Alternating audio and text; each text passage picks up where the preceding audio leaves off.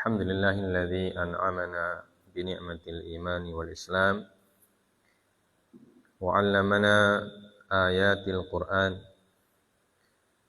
وأرسل إلينا رسولا خير الأنام وأشهد أن لا إله إلا الله وحده لا شريك له وأشهد أن محمدا عبده ورسوله لا نبي بعده اللهم صل وسلم وبارك على نبينا محمد صلى الله عليه وسلم وعلى آله وأصحابه ومن تبعهم بإحسان إلى يوم الدين أما بعد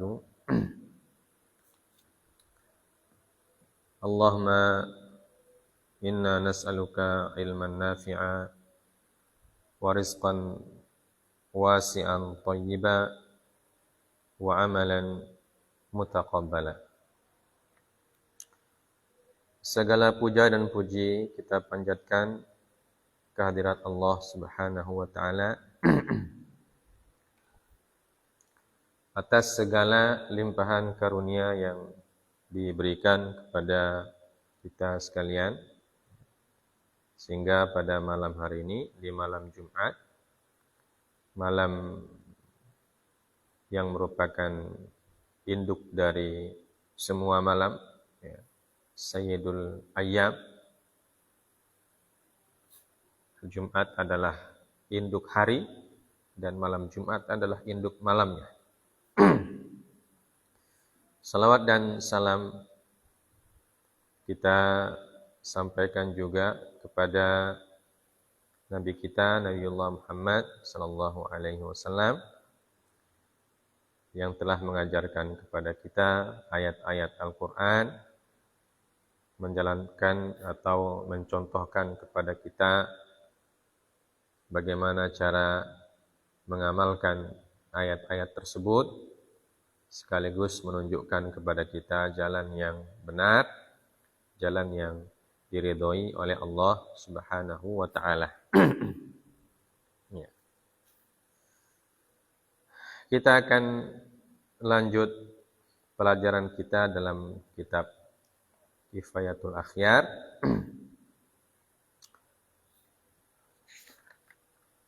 Tambahan yang diberikan oleh penulis Kifayatul Akhyar dari Matan Abi Syuja, ya. Beliau mengatakan far'un, ya. Lau lam yajidil junubu awil muhdithu illa ma'an la yakfihi wajaba alaihi isti'maluhu ala sahih wa yajibu tayammumu lil baqi walau lam yajid illa turaban la yakfihi wajaba alaihi isti'maluhu ala al-madhhab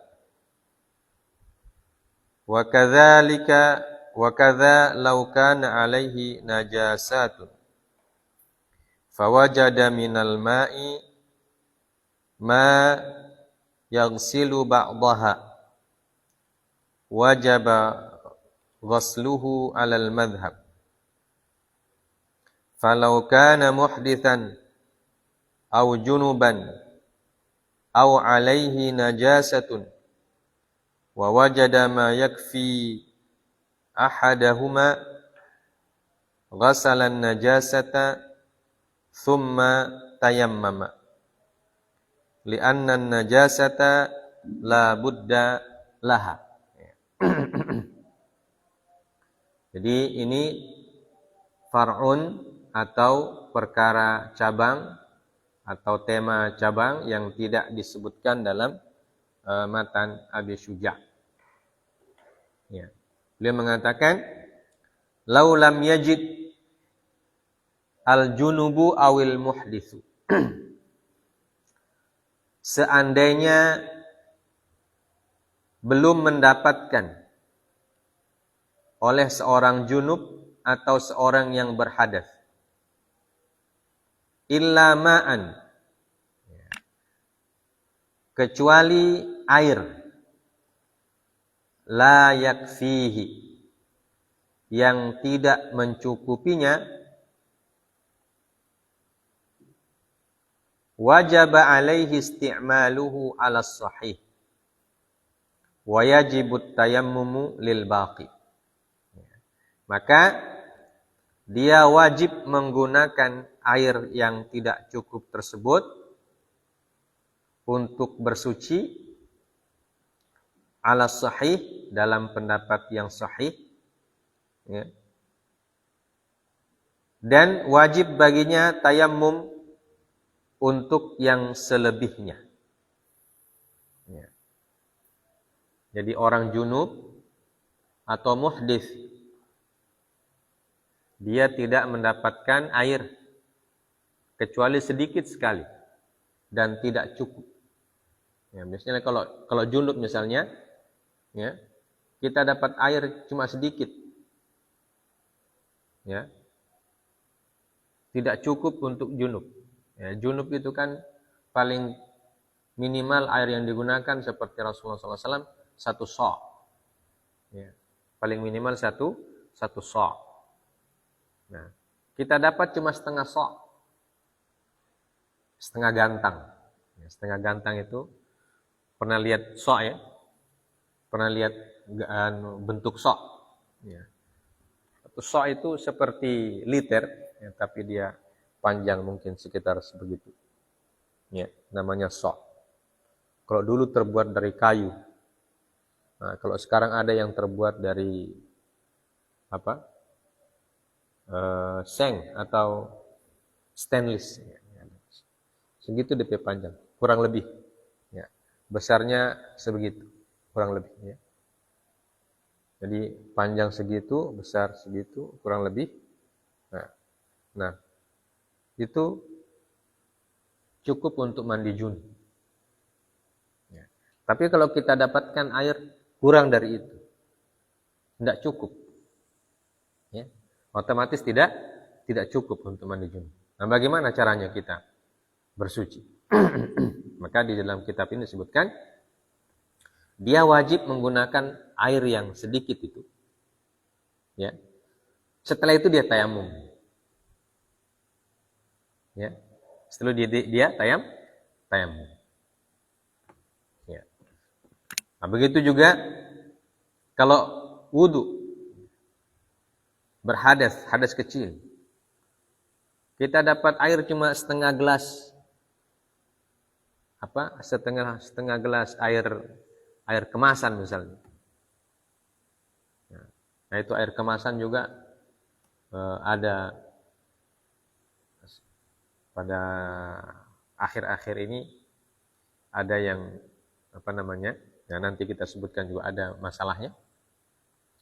Apakah air kemasan boleh digunakan untuk berwudu atau tidak? Nah, nanti ada penjelasannya. Tapi secara ukurannya setengah gelas.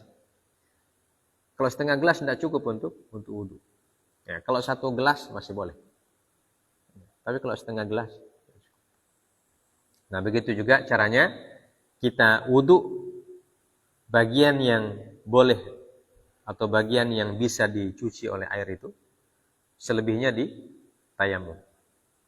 Nah, itu caranya. Kemudian, walau lam yajid illa turaban la yakfihi, wajib isti'maluhu 'ala al-madhhab.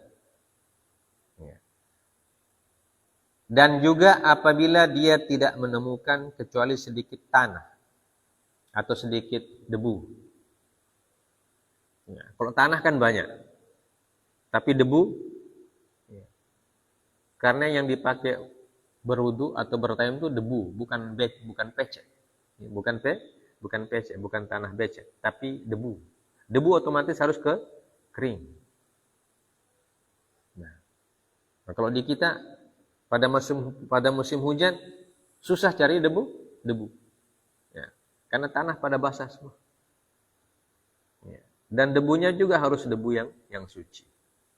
Ya. Dan sudah kita sebutkan di awal bahwa debu yang dipakai tidak boleh dipakai berulang-ulang. Ya, tidak boleh dipakai berulang-ulang. Ya, karena jadi musta'mal ya. Ya kan? Sama dengan air, tidak boleh dipakai berulang-ulang. Ya, maka ketika kita dapatkan debu hanya sedikit, tidak cukup untuk tayamum secara sempurna. Ya. Wajib isti'maluhu alal madhab. Ya. Maka wajib kita menggunakan debu tersebut walaupun dia sedikit. Menurut pendapat madhab. Ya. Selebihnya apa? Tawakal ala Allah berarti. Ya. Selebihnya tawakal ala Allah. Karena debu pun tidak didapat. Air tidak ada, debu pun tak ada. Ya, berarti itu sudah dalam kondisi yang sangat sulit sekali. Ya. Kondisi yang sangat sulit sekali. Dan tentu kalau dalam kondisi yang sangat sulit itu Allah Maha Pengampun. Allah Maha Pemaaf. Maka kita bertayamum ya, sesuai dengan apa yang ada pada kondisi kita ketika itu. Nah ini. Ya. Apakah kondisi itu real atau nyata adanya? Ya. Nah, sampai saat ini kita belum temukan. Ya. Apalagi kalau kita di Indonesia, ya, air masih banyak, air laut ada, ya kan? Ya. Debu juga masih banyak. Ya. Ini namanya fiqih iftiradi. Ya. Makanya di sini disebutkan lam apabila ya. Sesuatu kondisi yang diprediksikan. Kondisi yang diprediksikan. Prediksi itu namanya prediksi, bisa terjadi bisa juga tidak. Tapi para ulama sudah merumuskan hukumnya terlebih dahulu. Ya. Dari mana mereka rumuskan? Tentu dari pemahaman terhadap nas. Ya, nas-nas yang ada. Berdasarkan kaidah-kaidah yang ada juga. Ya, maka mereka berikan hukum untuk hal-hal yang masih dalam bentuk prediksi. Ya, namanya iftiradi. Ya. Bisa jadi akan terjadi pada suatu masa. Ya. Nah, bisa juga tidak terjadi. Namanya prediksi. Ya, ini namanya disebut law. Ya. Walau lam. Andaikan tidak dapat. Baik. Selanjutnya, wa kadza law kana alaihi najasatun fawajada minal ma'i ma yaghsilu ba'daha wajaba alaihi ghusluhu alal madhab. Nah, begitu juga kalau dia terkena najis dan untuk mencuci najis tersebut dia tidak mendapatkan kecuali air yang sedikit, tidak cukup. Tidak cukup untuk mencuci keseluruhannya. Atau tidak cukup untuk menghilangkan semua sifat-sifat najisnya.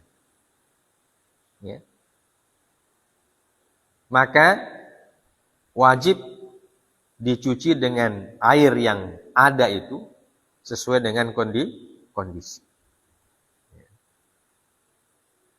Tentu, nah misalnya kalau kita di suatu tempat kena najis, air tinggal sedikit, nah kita mau sholat, sementara mungkin di pakaian kita kena najis, maka kita cuci saja itu najis dengan air yang ada. Nah kalau kita tidak bawa baju ganti, tidak bawa kain ganti, bagaimana caranya? Maka sholat saja dalam kondisi yang seperti itu. Ya. Walaupun najisnya mungkin tidak hilang dengan sempurna. Ya, karena ini dalam kondisi-kondisi yang darurat. Nah. Falau kana muhditsan aw junuban aw alaihi najasatun wa wajada ma yakfi ahadahuma. Ya. Apabila dia muhdits atau junub, kemudian dia juga kena najis. Jadi semua ada. Ada hadas, ada najis. Dan air yang didapatkan hanya cukup untuk menghilangkan salah satunya. Ya. Maka ghasalan najasah, atau air yang didapatkan cukup untuk mencuci najis saja. Ya. Hanya cukup untuk mencuci najis. Jadi kalau cuci najis tidak bisa junub. Kalau mau junub tidak bisa cuci najis. Ya, dilematis. Mana yang didahulukan? Yang didahulukan adalah ghasalan najasah. Ya. Dia cuci najisnya. Tsumma tayammama. Ya. Kemudian dia tayammum. Ya. Jadi dia cuci najisnya pakai air yang ada itu. Setelah itu karena airnya sudah habis, tidak mungkin dipakai lagi, maka dia tayamum untuk junub atau tayamum untuk wudu. Li'anna najasah la badala laha. Karena najisah itu tidak ada badalnya. Ya. Tidak ada cara lain mensucikan najis, ya, kecuali dengan air. Ya, maka dia harus didahulukan. Ya. Tidak ada penggantinya. Ya, sementara wudu atau junub ada pengganti, yaitu tayamum. Ya. Maka kondisinya kalau seperti itu, ada air, tapi cuma cukup untuk mencuci najis. Berarti dia cuma sedikit saja. Maka airnya digunakan untuk cuci najis dulu. Kemudian setelah itu wudu dan junubnya diganti dengan tayammum. Ya.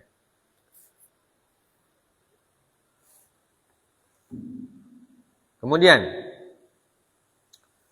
walau jazal musafiru bima'in fil waqti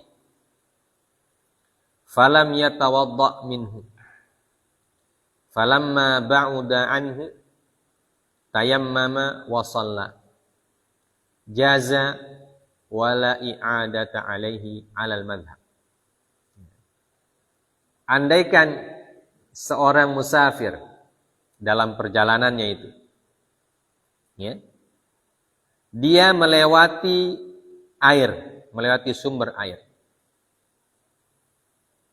tapi perkiraannya, ya, karena di sini ada sumber air, mungkin di sebelah sana juga ada. Ya. Maka dia tidak wudu ketika di sumber air itu. Ya. Itu kan bisa terjadi. Meleset prediksi kita. Ya, karena di sini ada sumber air. Nah, biasanya kalau ada sumber air, dekat-dekat situ juga akan ada sumber air lagi. Maka kita tidak wudu di sini, nanti di sana saja. Ya. Ternyata sampai di tempat yang sudah jauh dari sumber air itu, ternyata tidak ada air. Ya. Ternyata tidak ada air. Kalau mau kembali ke tempat yang tadi ada air, sudah jauh. Ya. Sementara orang safar kan punya target waktu sampai di tujuan. Kalau kembali lagi, mau pergi wudu, kembali lagi karena tidak ada air sebelah sana, agak jauh atau jauh. Ya.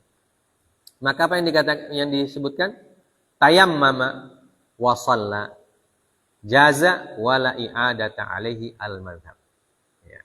Maka dalam kondisi tersebut, dia boleh tayamum, kemudian sholat. Itu jaza, boleh. Wala i'adata alaihi alal madhab. Dan dia tidak wajib mengulangi sholatnya tersebut. Nah, ini masalah-masalah yang terjadi dalam kehidupan sehari-hari. Nah, dalam prediksi atau iftiradinya para ulama. Kemudian, walau lam yajid ma'an wala turaban fassahihu annahu yusalli li hurmatil waqti wa yu'idu wa salatuhu tusafu bis-sihhah.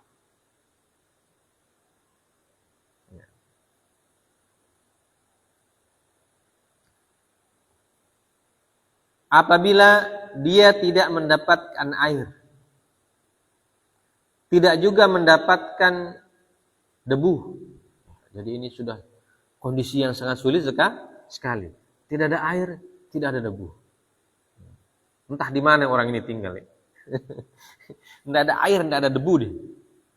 Di mana dia tinggal ini orang ini?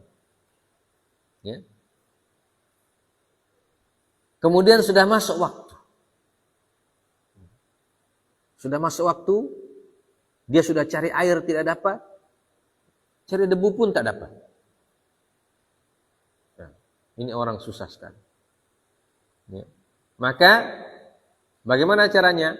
Beliau mengatakan, fas-sahih annahu yusalli li hurmatil waqti.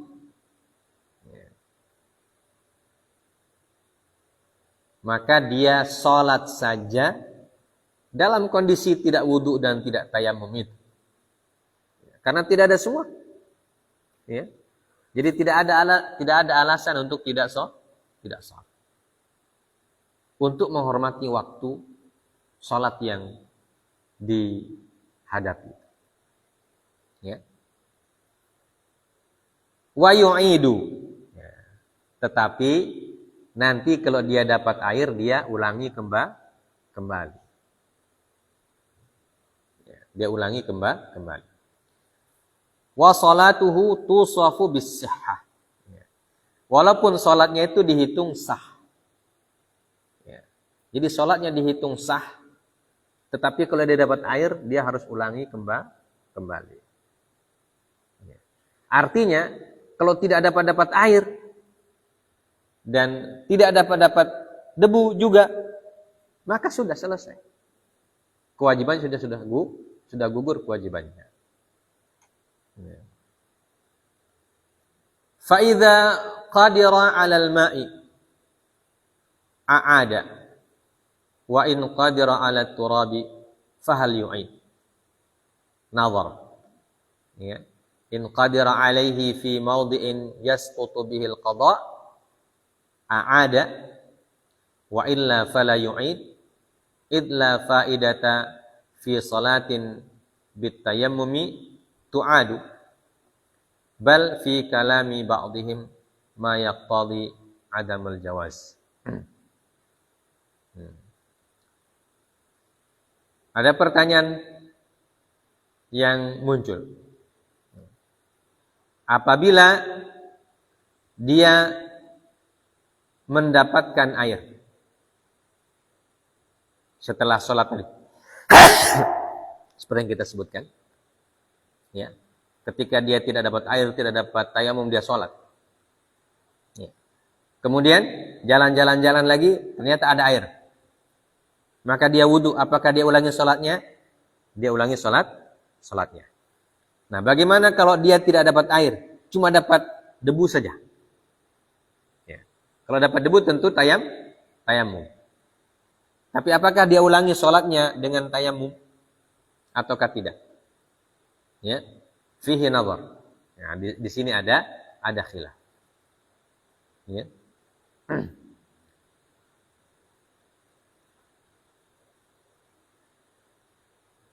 Fihi nazar kata beliau. In qadira alaihi fi mawdi'in yasqutu bihi al-qada' a'ada. Kalau dia menemukan debu ya, di tempat yang dia tidak wajib qada, yasqutu bihil qada. Ya.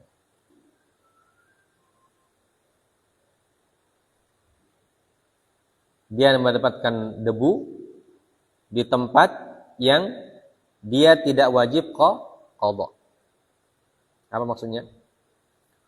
Artinya jaraknya antara sholat tadi. Karena sholat kalau sudah keluar waktunya berarti dia di qada. Yang disebut dengan ada itu ketika sholat pada waktunya. Ya misalnya dia tidak dapat air, tidak dapat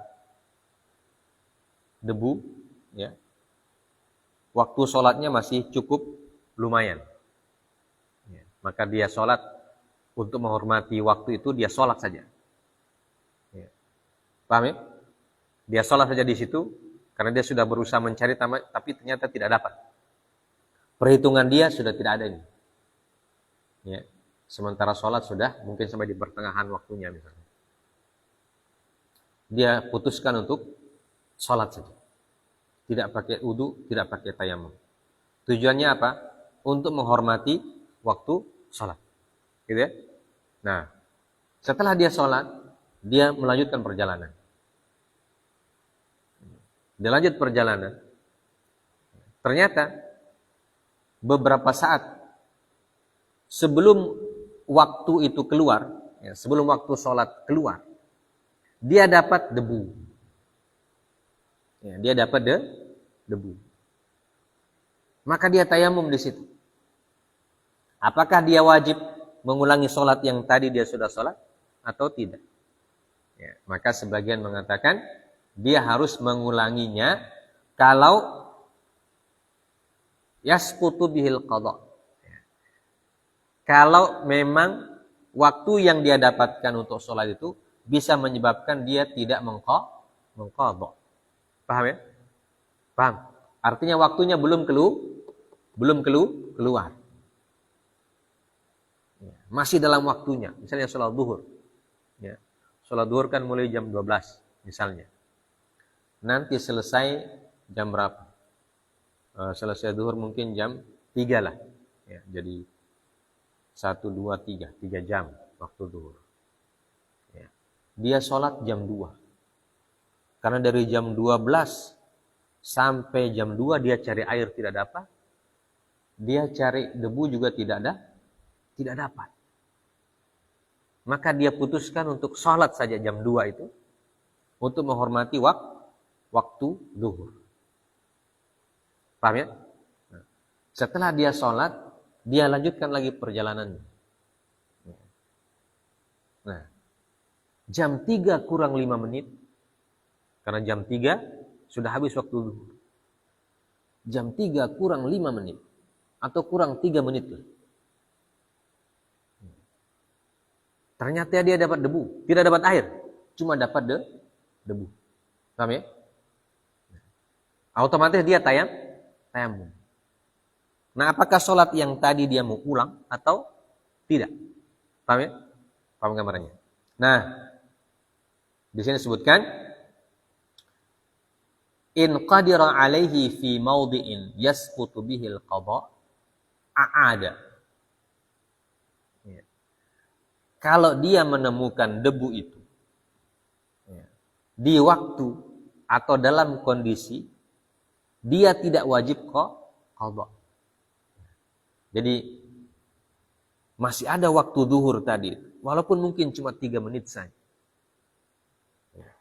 Dia dapat debu. Maka di situ dia harus tayamum, kemudian dia ulang sholat yang tadi. Paham ya? Nah, wa illa fala yu'idu. Ya. Kalau tidak, maka dia tidak perlu mengulangi. Ya. Contohnya yang tadi itu. Ya. Dia sudah sholat jam 2, kemudian dia jalan. Ternyata dia dapat debu, tapi sudah adzan asar. Ya kan? Sudah adzan asar. Waktu zuhur sudah habis. Apakah dia ulang? Nah, ini tidak diulang. Karena apa? Karena waktu adanya sudah selesai. Ya. Dan dia tidak perlu qadha karena yang tadi sudah dianggap sah. Ya. Tadi sudah dianggap sah oleh para ulama. Taib. Idla faidata fi salatin bitayammum tu'adu. Ya. Karena tidak ada karena tidak ada faidah mengulang salat dengan tayammum. Ya. Bal fi kalami ba'dihim ma yaqtadi 'adamil jawaz. Ya. Tapi dalam sebagian pendapat yang lain hal itu tidak dibolehkan. Artinya dia harus qadha saja. Andaikan dia tidak dapat air, tidak dapat debu untuk tayammum, dia sudah cari-cari tidak ada, maka nanti dia qadha. Ya. Tidak harus dia sholat pada waktu itu dengan cara tidak pakai wudu. Tapi nanti dia qadha ketika dia dapat air, ketika dia dapat debu, dia qadha itu sholat. Ya, karena memang tidak ada air dan tidak ada debunya. Paham ya? Jayid. Thumma faqidul ma'i wat turabi idza shalla fahal yaqra'ul Fatihah idza kana junuban? Nah, ini masalah lagi yang baru. Ya. Apabila orang itu tidak dapat air dan juga tidak dapat debu atau salat dalam keadaan tadi itu, salat dalam keadaan tidak pakai tayammum dan tidak pakai wudu. Tapi dia sholat untuk menghormati waktu. Fahal yaqra'ul Fatihah idza kana junuban? Apakah dia baca surah Al-Fatihah dalam sholat itu kalau dia junub? Ya. Nah, seperti yang kita sudah sebutkan itu bahwa orang junub kan tidak boleh membaca sebagian mengatakan tidak boleh baca ayat. Walaupun dari hafalannya. Itu bedanya antara junub dan haid. Kalau orang haid, dia boleh baca ayat dari hafalannya. Kalau orang junub, dia tidak boleh baca ayat dari hafalannya. Kecuali kalau dia niatkan untuk berdoa. Tapi kalau niatnya baca ayat, itu tidak boleh.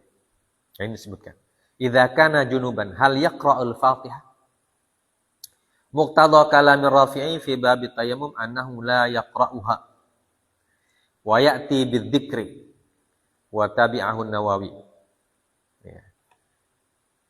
Menurut pendapat Imam Ar-Rafi'i dalam bab tayammum bahwa orang yang seperti itu la yaqra'uha. Dia tidak membaca Al-Fatihah dan dia ganti dengan zikir saja. Ya. Jadi orang yang junub dia tidak dapat air dan juga tidak dapat debu. Tidak bisa mandi, tidak bisa tayammum. Sedangkan waktu sholat sudah masuk. Bagaimana caranya dia? Ya. Bagaimana caranya? Dia harus sholat. Karena orang junub, kalau masuk waktu sholat, dia harus sholat. Ya. Makanya dia harus cari air. Tapi dia sudah cari, tidak dapat. Ya. Nah, dia cari debu juga tidak dapat. Nah, ini sudah kondisi yang amat sangat sulit. Ya, bagaimana kondisinya? Belum bisa kita bayangkan. Ya. Nah, kalau kita di Indonesia ini, sejauh-jauhnya itu pasti dapat air. Ya. Pergi di laut banyak sekali air. Di sungai. Ya, tapi ini kondisinya entah di mana. Ya. Tapi ini namanya prediksi. Ya. Dia tidak dapat air, tidak juga dapat debu untuk tayammum. Sementara waktu sholat sudah mendesak. Ya. Maka dia sholat saja. Dia sholat saja. Seperti yang tadi disebutkan. Untuk menghormati waktu sholat itu dia sholat saja. Nah, masalahnya ketika dia sholat, dia kan harus baca Al-Fatihah. Dan Al-Fatihah itu ayat Al-Quran. Nah, dan disebutkan bahwa orang junub tidak boleh baca ayat.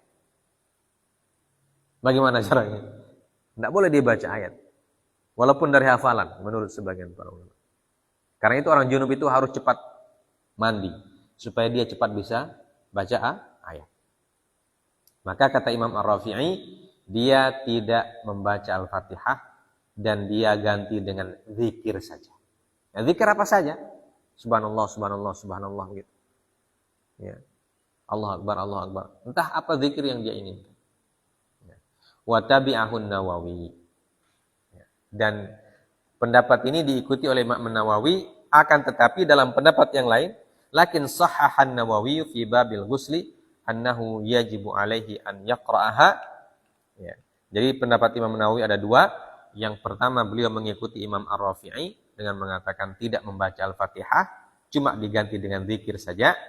Namun dalam pendapat beliau yang lain, dalam kitab Al-Ghusl, beliau mengatakan alaihi an yaqra'aha. Ya. Dia wajib tetap membaca Al-Fatihah. Kenapa? Karena kondisinya tidak normal. Ya. Kondisinya darurat. Ya. Kalau dia tidak baca Al-Fatihah, maka sholatnya tidak dianggap sholat. Sementara dia bisa baca Al-Fatihah. Ya. Orang yang boleh tidak baca Al-Fatihah itu kalau memang dia tidak bisa. Mu'allaf yang baru masuk Islam. Belum hafal Al-Fatihah. Nah, boleh dia sholat pakai apa saja. Ya. Pakai zikir kah? Pakai surat apa saja yang dia tahu dia boleh. Karena memang dia tidak bisa. Belum bisa. Tapi kalau orang yang sudah macam kita orang, pasti bisa Al-Fatihah. Dan kalau sholat, wajib baca Al-Fatihah. Nah ini sekarang kondisinya terdesak. Ya. Dalam kondisi yang tidak normal. Mana yang harus didahulukan? Ya. Apakah kita dahulukan kondisi kita junub, sementara orang junub tidak boleh membaca Al-Fatihah? Atau kondisi kita sedang sholat? Ya. Sedangkan orang sholat wajib baca Fatihah. Mana yang didahulukan? Kondisi junubnya atau kondisi sholatnya? Ya, maka Imam Nawawi yang pendapat kedua berdasarkan hal tersebut, beliau mengatakan bahwa kondisi sholatnya harus didahulukan. Kenapa? Karena sholat kalau tidak pakai Al-Fatihah maka sholatnya tidak sah. Maka walaupun dia junub, dia boleh membaca Al-Fatihah. Paham? Nah, kalau dalam pendapat yang lain tidak boleh baca Fatihah. Dia ganti saja dengan zikir. Allahu ta'ala a'lam bishawab. Baik. Walau tayammama an janabah thumma ahdatha hurrima alaihi ma yuharramu 'alal muhdits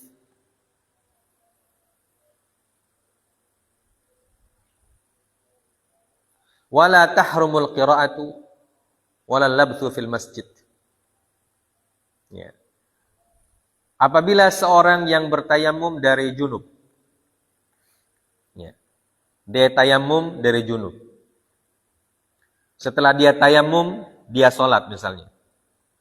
Setelah sholat, dia kencing. Ya, thumma ahdatha. Ya. Hurima atau haruma alaihi ma yahrumu alal muhdits. Wala tahrumul qira'atu wala labthu fil masjid. Ya. Maka ketika dia sudah berhadas, haram atasnya melakukan sesuatu yang diharamkan untuk orang muhdits. Paham ini? Ya. Jadi haram dia melakukan sesuatu yang diharamkan untuk orang muhdits. Di antara hal-hal yang diharamkan untuk orang muhdits apa? Orang yang batal wudunya diharamkan salat. Ya. Diharamkan pegang Al-Quran dalam mazhab. Ya. Pegang Al-Quran.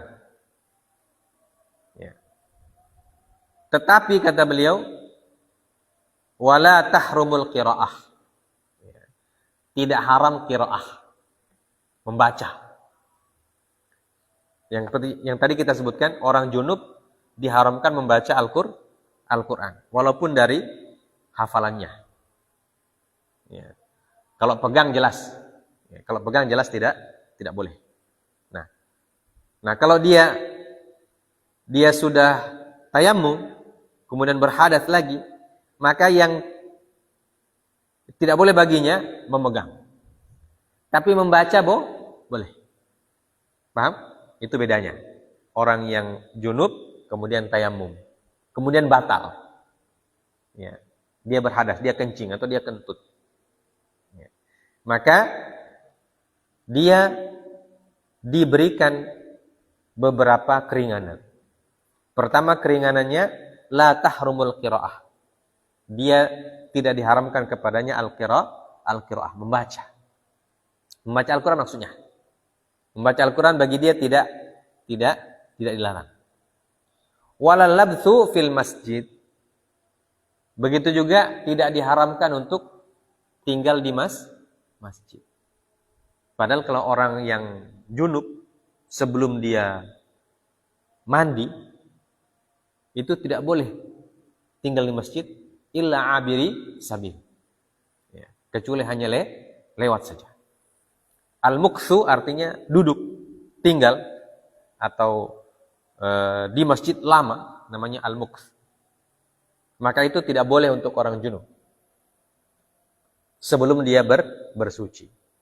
Ini berdasarkan ayat. Wala junuban illa abiri sabilin hatta yaghtasil atau hatta taghtasil. Sampai mandi. Tapi dia mau mandi tidak ada air. Yang dia dapatkan cuma debu saja. Maka ketika itu dia bertayamum. Ya. Karena dia sudah tayamum, maka tentu kalau dia sholat pergi di masjid misalnya, apakah boleh sholatnya di masjid? Nah, berdasarkan di sini sih kan, walal labthu fil masjid, la tahrum. Maka dia tidak diharamkan untuk pergi ke masjid. Jadi dia boleh sholat di masjid. Ya. Yang tidak boleh bagi dia, ya, adalah apa? Sholat tadi. Kalau dia belum batal ya. Kalau dia belum batal dia boleh sholat. Kalau dia sudah batal, maka dia boleh ke masjid dan boleh tinggal. Ya. Kemudian, summa bi ru'yatil ma'i tahrumul qira'ah wa kullu ma kana haraman hatta yaghtasil ma lam yaqtarin bimani'in imma syar'iyyin kal atshi au hissiyin kasiba au aduin kama taqaddama wa nahwu dzalika wallahu taala alam. Kemudian summa bi ru'yatil ma. Kemudian ketika dia tayamum, ya, dia junub, kemudian tayamum, kemudian batal. Ya. Kemudian batal. Nah, setelah batal tiba-tiba turun hujan. Tiba-tiba turun hujan. Maka dia sudah mendapatkan air. Orang turun hujan kan biasanya langsung ditampung misalnya.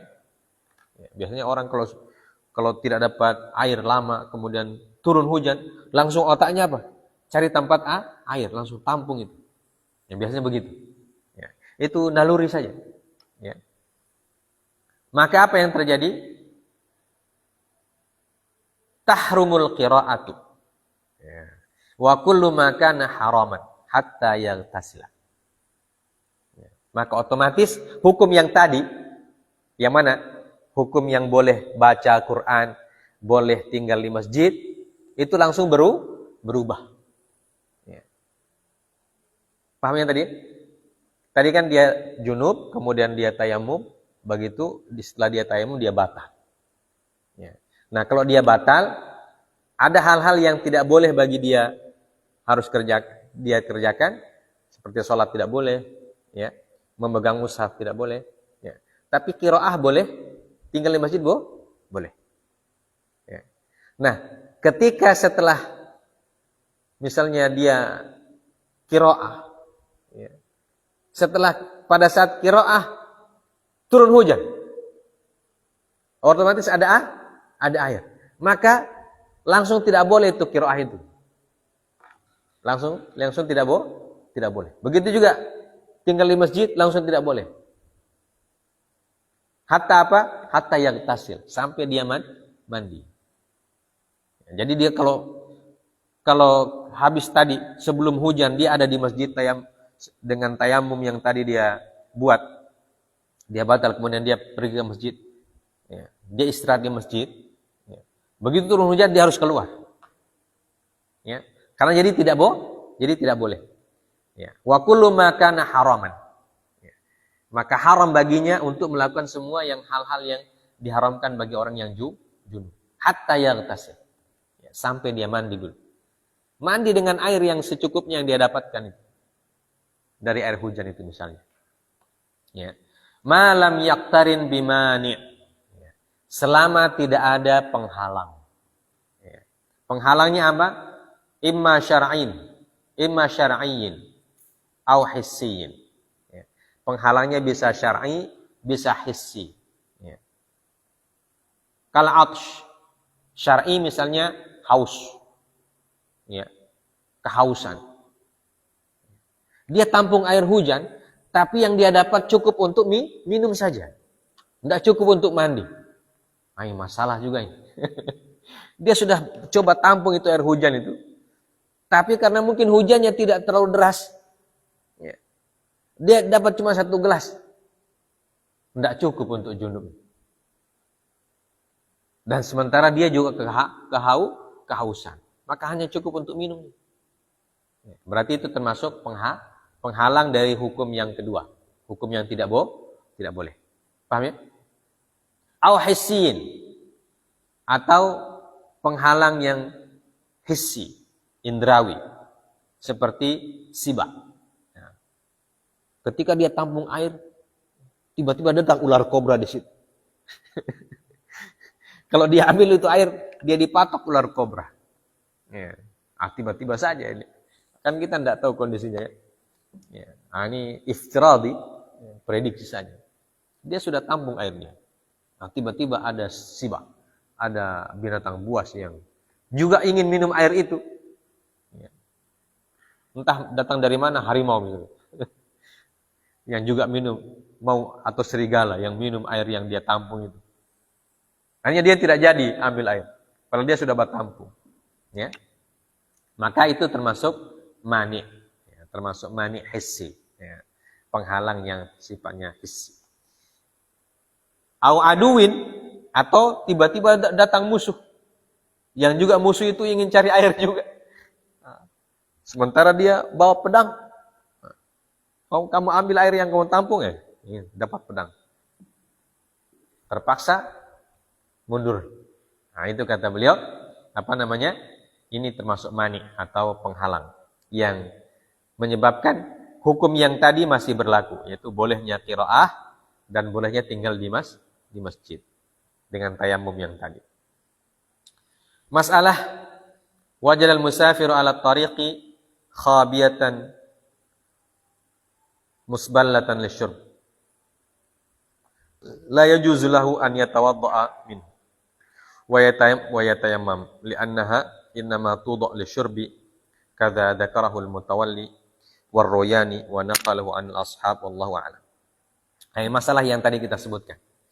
Seorang musafir, ya, seorang musafir di tengah perjalanan dia mendapatkan khabiyah. Ya, khabiyah ini seperti tempat air, ya, tempat air. Nah kalau sekarang itu keran, tapi kerannya di pinggir jalan. Ya. Dan air ini sudah diwakafkan oleh pemiliknya. Tapi wakafnya mengatakan air di jalan ini khusus untuk minum saja. Ini namanya musballah lisyurbi. Air yang diwakafkan untuk minum. Jadi misalnya jalan di padang pasir itu. Ya. Ada tempat-tempat minum disiapkan. Ya. Nah, itu apakah boleh wudu pakai air itu atau tidak? Paham? Ya. Apa disebut di sini? La yajuzu lahu an yatawadda'a minha. Ya. Jadi air yang sudah diwakafkan untuk minum saja, ya, itu tidak boleh digunakan untuk berwudu. Wakaf lah ya. Wakaf. Karena bunyi wakafnya adalah minum. Misalnya kita di pinggir jalan punya kebun. Ya, kebun kita itu ada sumur di situ. Dan kita pasang pelang. Ya. Barang siapa yang kehausan, ya, maka saya wakafkan sumur ini boleh diminum. Ya. Boleh diminum. Siapa yang musafir dan saya wakafkan sumur saya yang pinggir jalan ini untuk minumnya orang musafir. Jadi orang musafir boleh ambil air minum di situ. Jadi diwakafkan untuk minum. Nah, dan kita mau wudu, apakah boleh wudu dengan air itu? Nah, di sini disebutkan la yajuzu lahu an yatawadda'a minha. Jadi tidak boleh kita berwudu dengan air yang sudah diwakafkan untuk minum. Ya. Walaupun airnya banyak, ya, tapi sudah diwakafkan oleh tuannya untuk minum saja. Ya. Kecuali kalau dia bilang silahkan digunakan untuk apa saja, itu boleh. Ya. Tapi dia khusus untuk minum. Ya. Karena mungkin debit airnya sedikit. Ya. Debit airnya sedikit. Hanya cukup untuk minum. Tidak bisa untuk mandi, untuk berwudu, tidak bisa. Ya. Hanya cukup untuk minum saja. Debit airnya kecil. Ya. Maka tidak boleh kita wudu di situ. Ya. La yajuz. Ya. Tapi bagaimana caranya? Maka kita tayamum. Artinya kita boleh minum, tapi tidak boleh wudu. Boleh ambil air. Air di situ boleh, tapi untuk minum saja. Ya.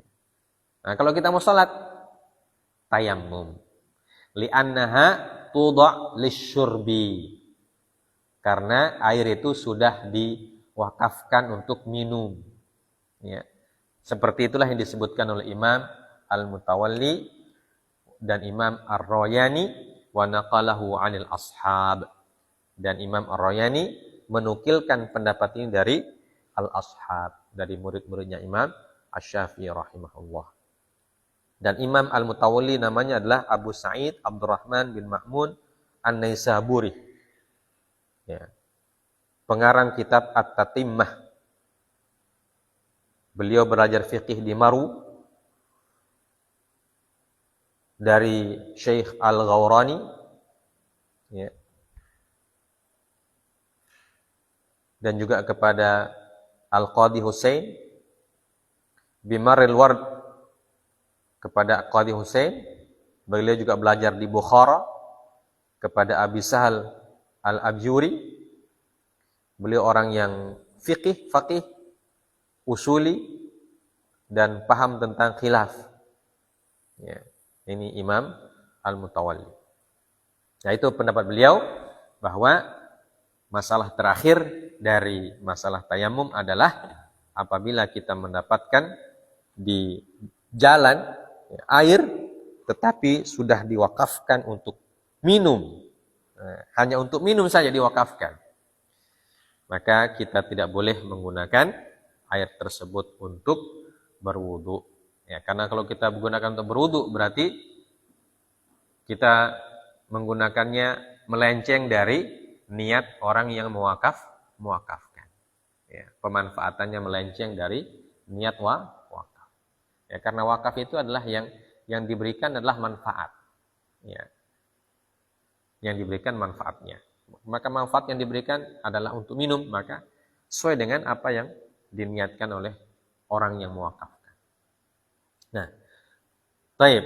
Demikian masalah-masalah yang kita baca tentang tayamum ini, masalah-masalah yang ada yang berupa prediksi saja, tapi ada juga hal-hal yang terjadi real, nyata dalam kehidupan kita. Ya, insyaallah kita lanjutkan pekan selanjutnya dengan izalatun najasah, ya, cara mensucikan najis, yaitu tayamum adalah cara mensucikan hadas.